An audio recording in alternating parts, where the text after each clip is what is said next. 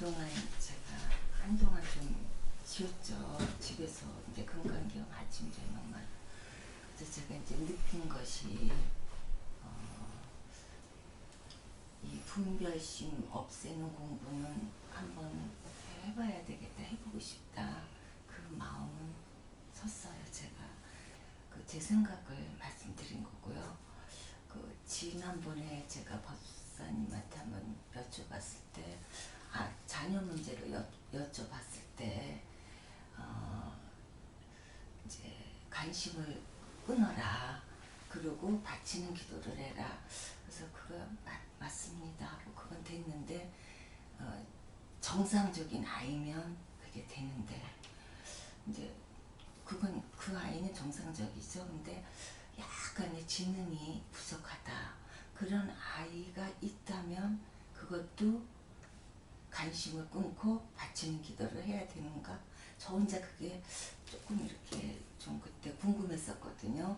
그래서 혼자 생각하기에 그래, 분별심 끊으면 모든 게 해결된다고 했으니까 그냥 말씀 믿고 하면 되지 않을까, 그 생각은 났어요. 근데 그냥 그렇게 진행을 해야 되는지, 또 진짜 그런 약간의 그런 문제가 있다면은 그런 아이는 조금 그래도 이렇게 기도로라도 뭐라도 관심을 갖고 이걸 이어주는 게 맞지 않을까, 이런 생각도 해봤고요. 그래서 한 번은 또 이게 하나의 이해가 되지만 그런 분들이 또 많이 있잖아요. 그래서 한번 좀 여쭤보고 싶었어요. 근데 이제 관심을 갖는 것이 사람들은 도와주는 걸로 압니다. 네. 그리고 관심을 띠는 것은 외래 도움을 안 주는 거고, 경우에 따라서 상대한테 결정적인 타격을 줄 수 있다고 생각합니다. 근데 제가 말씀드리는 이제 소위 관심을 두는 것은 이제 마음을 붙이는 건데, 요것은 돌보는 것하고는 조금 틀려요. 이제 어떻게 보면 마음을 붙이는 것은 돌보는 행위를 할 수 있으면 하되 마음은 띄면서 하는 게 더 좋다라는 겁니다. 그것을 비유를 어떻게 하는 게 좋을까요?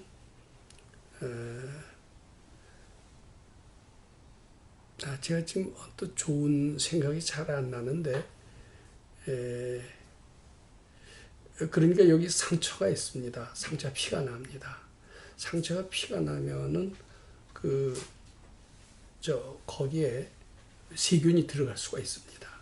그러면 어떻게 하는 게 제일 좋으냐 하면은 이 세균을 제거하는 약을 바르고, 경우에 따라서 상처가 심으면 꼬매기만 하면 됩니다.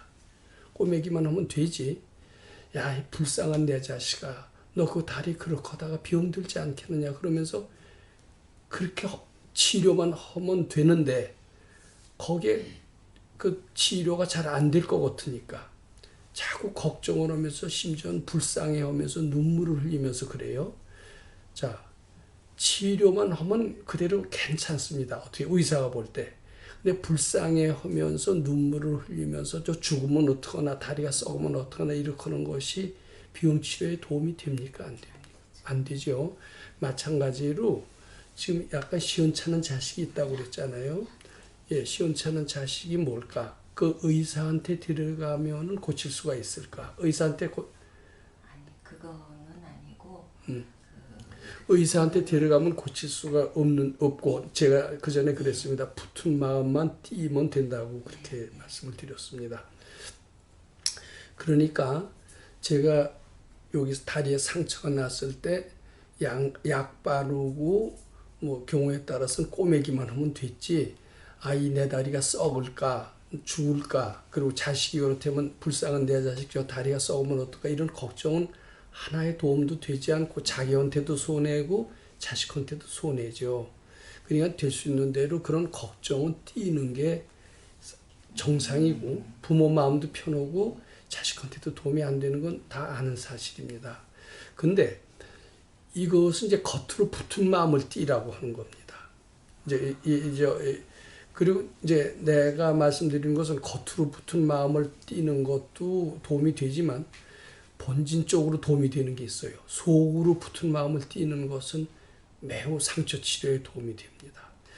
말하자면 발근이가 보기엔 이래요. 이게 깊은 상처가 나는 원인이 부모가 제 다리가 다쳤으면, 이게 부모가 아니죠. 어떻게 보면 다리가 다쳤으면 하는 그런 원한이 상처를 내게 했다라면 그 말 믿겠습니까? 안 믿겠습니까? 그렇게 되는 수가 있대요. 잠재의식이 보낸 나쁜 마음이 상대의 상처를 내게 했다. 발견해 보면 그럴 수가 있다고 합니다. 실례로 이런 것이 있습니다. 우리 그 전에 금강경 읽던 사람입니다.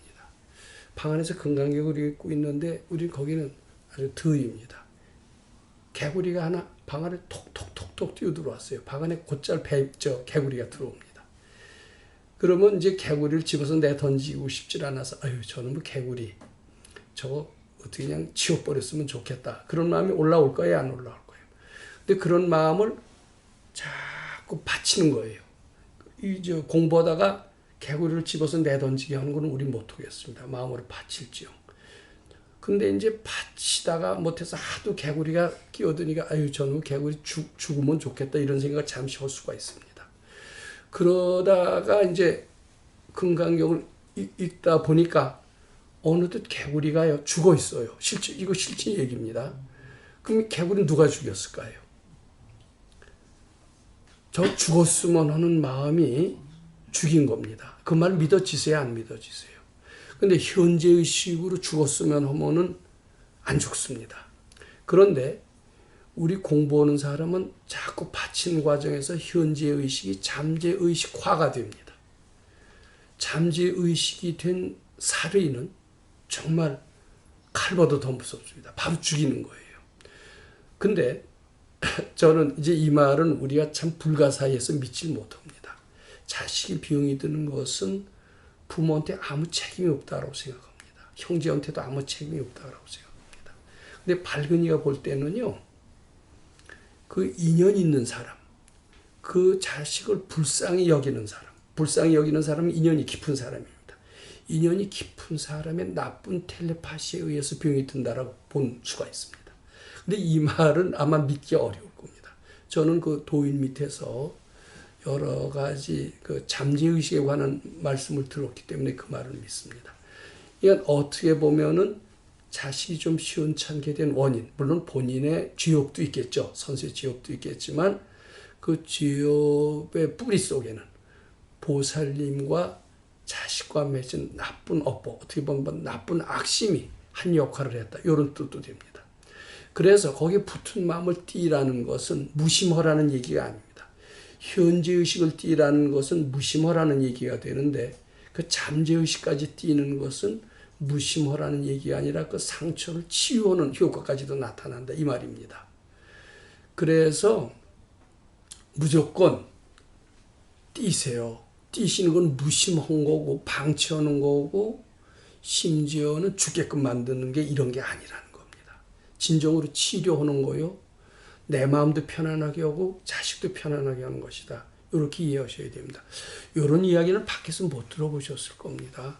근데 이것은 전생을 알고 잠재의식의 세계를 아는 도인의 말씀이고 또 어떻게 보면 부처님의 말씀이기도 합니다. 물론 약으로 치료할 수 있는 것은 치료하되 겉으로 부르르 떠는 애정 그리고 잠재의식에는 상당히 살이까지 있을 수 있는 그 마음을 힘써 띄시는 것이 진정으로 자식을 위하는 길이다. 이렇게 말씀드리는 겁니다. 제가 저번에 법당에서 진심을 냈을 때 그때 상황을 그냥 조금 말씀드릴게요. 네. 그때 이제 여기 그 어떤 보살님에 대해서 좀 그 인격을 갖춰 이런 수행을 하려면 인격을 좀 갖춰야 된다면서 뭐 이렇게 자기가 쓴 물건을 깨끗이 안 해놓는 거에 대해서 그때 법사님한테 이렇게 말씀을 드리고 바치는 거에 대해서 질문을 하셨는데 그거는 누가 봐도 저를 대상으로 해서 한 얘기가 아님에도 불구하고 그 말하는 순간부터 제가 굉장히 불안했어요. 생각을 해보니까 그래갖고 그 질의응답 시간이 끝난 다음에 제가 방에 갔는데 그때 부터 막 뭐라고 계속 저한테 비난하는 것처럼 제가 그냥 느낀 거죠. 그래서 제가 결국은 그게 그 화로 번졌는데 제가 그 다음날 아침에 이렇게 화를 내면서 엄마가 이렇게 영상이 떠올랐어요. 제 엄마가. 그래서 엄마에 대한 어떤 미안함, 저희 어머니가 이제 맞인데 그 맏며느리로서 그 시부모님 출산해서 굉장히 힘들어하셨어요. 근데 제가 어머니라고 하는 것은 시어머니를 아니 진정 저는 결혼을 안 했습니다. 결혼 아직 안 하셨어요? 네. 그냥 제가 그냥 혼자 사는 것도 그것도 이유가 있는 것 같기도 하거든요. 네.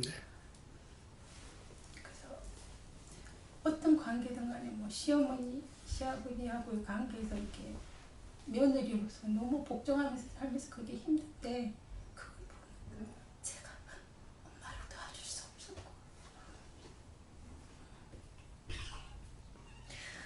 어린 마음에 엄마가 고생하는 걸 보면서 제가 도와줄 수 없는지 그거에 대한 죄책감 같은 게 그게 아직 해결이 안 된 것 같아요. 제가 들었습니다. 그래서 그게 진심으로 올라온 게 아닌가. 그러면 어머니 밑에 그 형제 자매가 몇 분이나 됩니까? 저 혼자예요? 아니요, 오빠 둘이랑 저 딸 하나.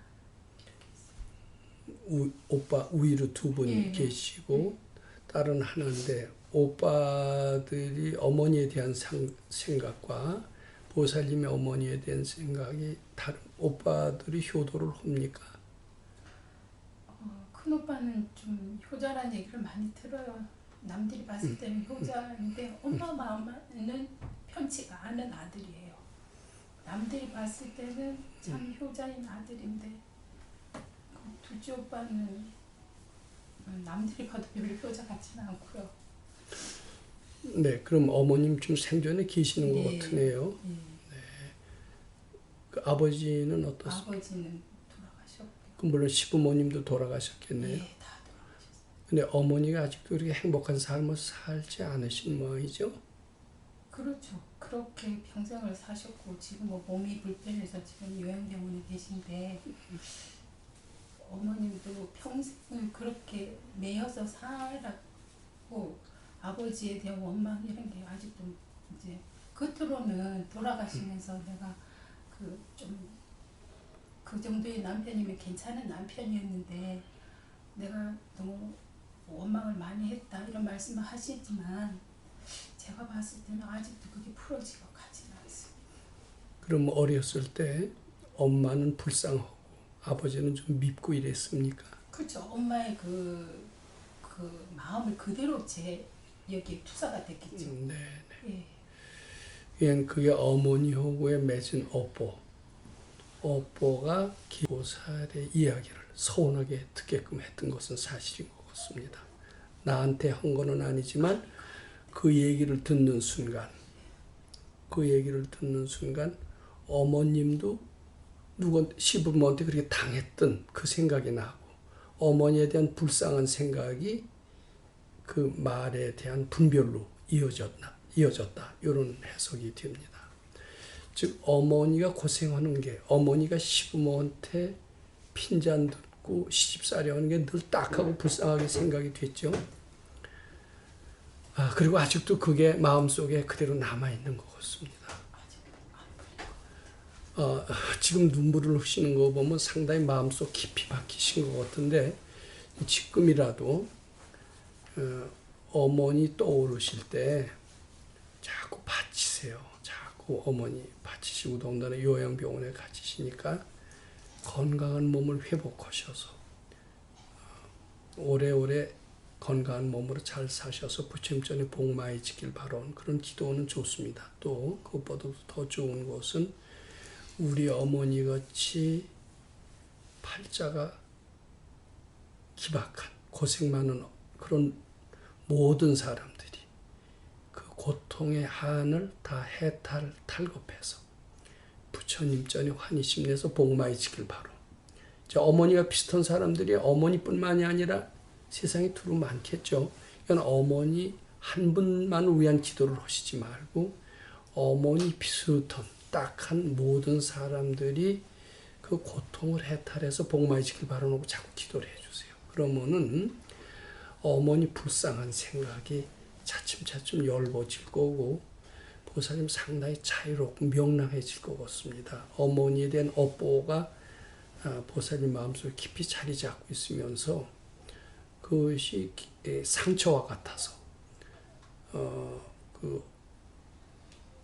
그런 어머니가 핀잔 받았던 그 생각, 그런 생각이 떠오르기만 하면 자꾸 괴롭고 이렇게 되는 것 같아요. 지금이라도 좀 이 자리에서도 좋습니다. 어머니 생각나면 자꾸 바치세요. 지금이라도 자꾸 바치시고요. 그리고 이제 어머니 볼 때는 자꾸 어머니와 비슷한 모든 고통받는 사람들이 고통을 해탈해서 복 많이 지길 바라놓고 기도를 해 주십시오. 어머니를 가끔 가서 찾아뵙습니까?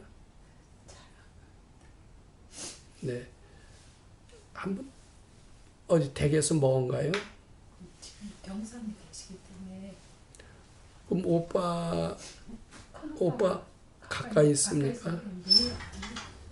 그래도 어머니는 오빠들 보다는 결혼한 오빠들 보다는 혼자 사는 딸에 대해서 더 많이 생각할 것 같은데요. 안 그런가요? 엄마 마음을 잘 모르겠어요. 네, 그래도 하여튼 엄마하고 맺은 잠재의식 속에는 깊은 무엇이 있는 것 같습니다. 그 어머니에 대한 생각 자꾸 바쳐시기 바랍니다. 그전에도 뭐 두려움이나 이것 때문에 바쳐서 해탈하신 적이 있죠? 그때는 두려운 거 고통, 목 디스크. 통증을 받쳤고요. 네. 통증을 받쳐서 해탈하는 것보다는 어머니가 더 뿌리가 깊은지는 모르겠습니다. 근데 통증을 받쳐서 해탈하는 것도 보통 일이 아닌데, 받칠 때 상당히 힘을 얻으셨거든요. 그런 힘을 가지면은 어머니와의 업보도 아마 해탈할 수 있을 것 같습니다. 그때 통증에 대해서 바쳤던 그런 정진력을 이번에 동원해서 어머니 생각나면 통증에 대해서 자꾸 미륵전 열애를 하셨듯이 자꾸 미륵전 열애를 한번 해보시기 바랍니다.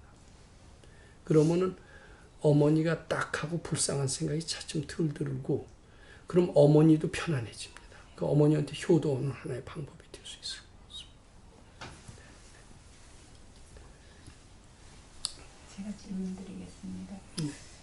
저희 아들이 이제 뭐 최종 연봉까지 지금 조정하고도 자꾸 딴 데가 또 되고 하니까 면접을 보러 가야 되나 어떡하나 저한테 자꾸 묻는데 제가 답을 못 하겠더라고요. 그래서 그냥 또 자꾸 생각나면 부처님 전에 신신발심하에 복 많이 짓기를 바라는 아들 부분을 쭉 그렇게 해왔었어요. 그렇게 했더니 새벽에 일어나서 제주도 면접 보러 가기로 했는데 안 가겠다고 이렇게 하면서 제가 이제 대도 그렇게 막 많이 반갑지 않았던 부분이 그거는 글로벌적으로 얘가 취직이 됐기 때문에 해외를 가야 되는데 얘가 그전에도 직장에 다니면서 좀 힘들 때는 막 근무 중에도 저한테 전화해서 엄마 너무 힘들어 이러고 뭐 싱가포르 출장 가서도 막 힘든다고 전화하고 그랬던 부분들이 좀 제가 염려가 되는 것 같고 저는 이제 월급이 좀 작더라도 국내에 있으면서 이 건강경 공부를 할 수 있으면 좋겠다는 그 마음이 있었던 것 같고요. 그래서 지금은 제가 그 부분도 이제 바치면서 어쨌든 아들이 생각날 때마다 이제 부처님 전에 복 많이 지기를 바라는 이렇게 하고 있는데 뭐 지가 엄마 나 해외 가서도 공부할 수 있어 이렇게 하는데 제가 좀 그 마음 밑에는 그 멀리 가서 또 내가 힘들어지면 어떡하나, 또 엄마 힘들어 이러고 전화하면 어떡하나, 그 걱정스러운 마음이 있었던 것 같고요. 근데 지금 자꾸 올라오는 대로 자꾸 받쳐보고 있습니다. 예, 결혼했습니까? 아니요, 안 했고. 뭐, 결혼을 나이가 꽤 됐죠? 예. 나 혼자 살기도 힘든데 이러면서 결혼 생각 없다 이러던 최근에는 뭐 할 수도 있고 뭐 외국 여자를 데려올 수도 있고 이래서 뭐 네가 해도 좋고 안 해도 좋고 엄마 뭐 그런 거 개의치 않는다 이러면서 그렇게 하고 있어요. 근데 빨리 결혼시키고 싶지 않으세요? 아니요. 저는 제가 힘들게 살아서 애들 결혼하는 거 별로. 그리고 데리고 살고 싶으세요? 아니요. 지금도 따로 있어요. 따로 있는데 네. 그냥 지가 편안하게 마음 공부 좀 하면서 그렇게 살았습니다. 근데 이제 군대는 이런 뭐 속담 비슷한 이런 이야기가 있습니다. 이제 군대 가보신 이제 남자분들은 압니다만 군대에 가보면은 신을 줍니다. 그걸 워카라 그럽니다. 근데 사회처럼 꼭 맞는 신을 주질 않아요. 큰 것도 주고 작은 것도 줍니다. 그러면 불평을 합니다. 사회식으로. 왜 내 발에 안 맞는 신을 주느냐. 되게 큰 게 많죠. 그럼 군대에서 뭐라고 그러냐면은 신발을 네 발에 맞추려고 하지 말고 네 발을 신발에 맞춰라. 이렇게 얘기를 합니다. 그러면은 이런 비신사적인 대접을 하는 데가 어디 있느냐. 군대는 법도 없느냐. 이렇게 우리는 나무랍니다. 근데 군대뿐만 아니라 사회가 다 그렇더라고요. 내가 사회에 맞춰야 됩니다. 사회를 나한테 맞추려고 그러면 항상 고통입니다. 결혼을 하더라도요. 나를 버리고 상대한테 맞춰가야 행복합니다. 그래야지 상대를 나한테 맞추려고 하고 상대가 나한테 맞추지 않을 때 짜증을 낼 때 그 가정은 불행할 수밖에 없습니다. 아마 지금 그 아드님은 어머니의 따뜻한 사랑 속에서 나를 사회에 맞추는 훈련에 있어서는 좀 소홀했던 것 같습니다. 그러면서 글로벌 팀에 들어가는 것은 나를 사회에 맞추는 그런 어려운 일이 되기 때문에 거길 가기 싫어하는 것 같습니다. 그런데 근데 그래 갖고서는요, 언젠가는 나를 사회에 맞추는 그 대가를 치르는 고비를 반드시 넘겨야 되고 그때까지는 고생을 해탈했다고 할 수가 없어요. 근데 나를 사회에 맞춰서 아상을 소멸하는 이 관문은 반드시 통과해야 됩니다. 그런 점에서 보면은 요번에 KT에 가고 KT가 봉급 많이 받잖아요. 안정이 되고 또 글로벌 팀에 가는 것을 저는 굉장히 축하드리고 싶습니다. 여기 아시지만 폴란드에 가서 성공적인 기업을 체험하고 온 사람은 국내 근무가 편안하긴 해도 재미가 없대요. 그래서 자꾸 해외로 나가려고 그래요. 그런 말이 있잖아요. 세계는 넓고 할 일은 많다. 처음엔 밖에 나가기 싫어하죠. 근데 한번 나가서 거기서 자기를 바꾸는 겁니다. 금강경 있고 용감하게 나가라. 그러세요. 그러면 자꾸 나가려고 그러는 겁니다. 그리고 좀 놔주세요. 놔줘야 장가도 가지. 어머니가 너무 붙들고 계시는 것 같은데. 자, 장가 가길 바라라는 뜻이 아닙니다. 나하고 업보를 해탈해서 네 독립된 길을 가라. 어려울 때 엄마 찾지 마라. 부처님 찾아라. 그렇게 가르치세요. 그리고 보살님도 용감하게 딱 손을 끊어야 됩니다. 손을 끊어야 그 아드님이 더 씩씩하고 더 능력 있고 그런 아들이 됩니다. 아, 너 불쌍한데 어떻게 해외에 가느냐. 이렇게 해서 아들님의 길을 꺾고 용기를 걷어서 유약한 그런 아들이 되게 하시지 않는 게 좋습니다. 자, 아드님이 거기 간 건 아주 잘 된 것 같아요.